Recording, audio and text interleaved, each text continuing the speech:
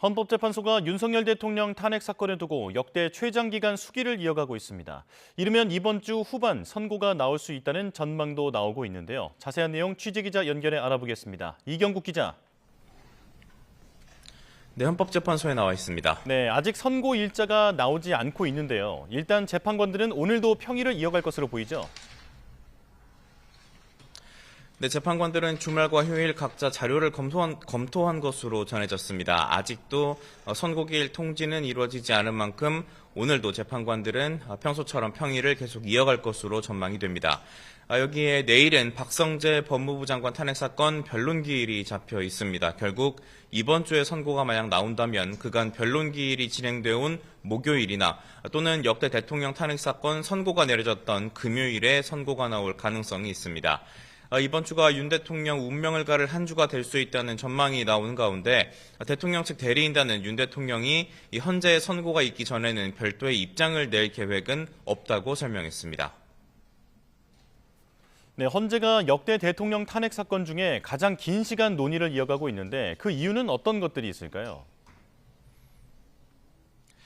네, 우선 재판부가 사회적 혼란을 줄이고자 전원일치 결정을 시도할 수 있다는 전망 꾸준히 제기가 되고 있습니다.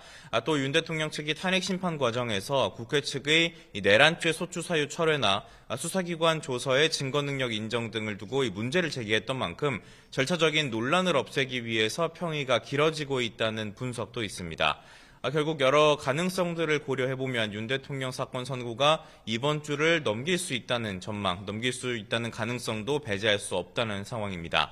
한덕수 국무총리 탄핵 사건의 선고 시점 역시 변수로 작용할 수가 있는데요. 다만 이 한 총리 사건 선고를 위해서는 비상계엄의 위헌성에 대한 판단이 필요한 만큼 윤 대통령 사건과 같은 날 선고하거나 그 이후에 선고가 이루어질 거라는 관측이 나오고 있습니다. 오늘도 헌재 부근에선 탄핵 찬반 양측의 집회가 이어질 예정이죠. 네, 그렇습니다. 먼저 탄핵 찬성 측인 윤석열 즉각퇴진 사회대개혁 비상행동은 오후에 광화문에서 기자회견을 진행한 뒤에 대규모 시국선언에 동참한다는 계획입니다. 탄핵 반대 측은 헌법재판소 앞에서 오늘 오전부터 늦은 오후까지 릴레이 기자회견을 진행할 계획입니다.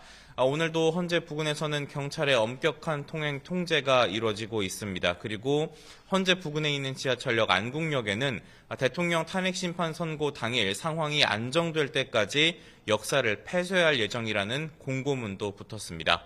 지금까지 헌법재판소에서 전해드렸습니다.